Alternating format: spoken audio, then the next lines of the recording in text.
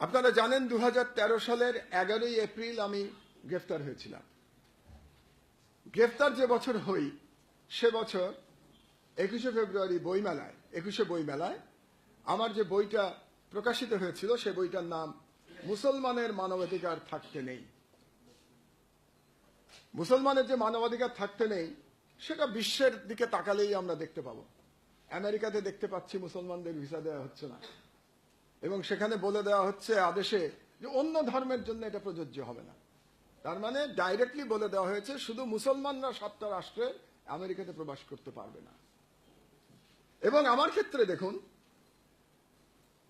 Supreme কোর্টের আদেশ অনুযায়ী আমার মানবাধিকার খর্ব করা হয়েছে, আমার নাগরিক অধিকার খর্ব করা হয়েছে, রাষ্ট্র আমার নাগরিক অধিকার খর্ব করেছে। এবং আমাকে যখন বলে দেওয়া হয়েছে আমি চিকিৎসার জন্য শুধুমাত্র ইউকে যেতে পারবো, সেই অনুযায়ী আমি ইউকেতে যখন ভিসার জন্য অ্যাপ্লিকেশন করলাম, ইউকে গভর্নমেন্ট আমাকে ভিসা দিতে অস্বীকার করেছে।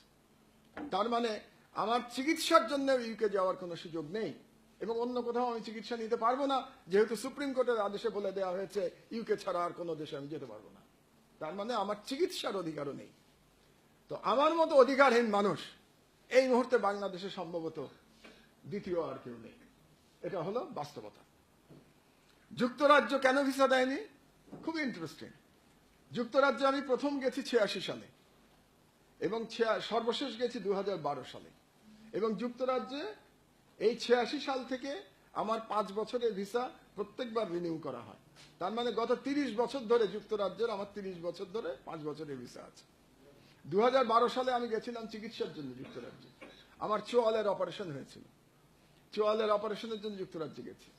সেই যুক্তরাজ্য এবার কিন্তু আমাকে ভিসা দিতে অস্বীকার করলো, এমনকি মানবিক কারণেও তারা ভিসা দিতে অস্বীকার করলো। তার মানে হচ্ছে মাহমুদুর রহমান বাংলাদেশে ইসলামের পক্ষের শক্তি, মুসলমানের পক্ষের শক্তি।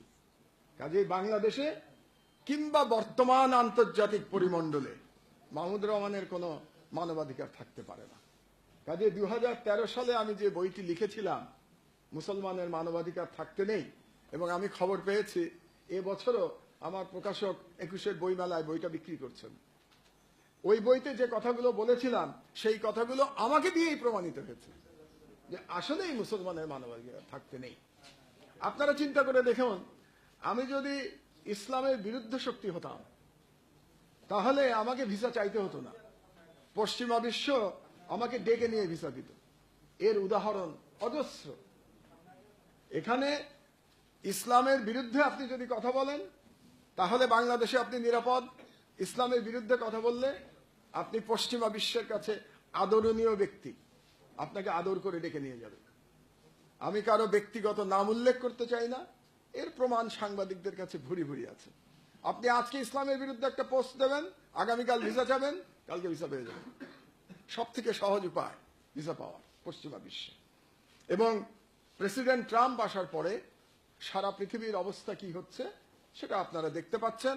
এবং ইউএস এর সঙ্গে আপনারা জানেন ইউকের সবসময় একটা সখ্যতা রয়েছে, এবং প্রথম সরকার প্রধান হিসেবে যুক্তরাজ্যের প্রধানমন্ত্রী থেরেসা মে হোয়াইট হাউস ঘুরে এসছেন।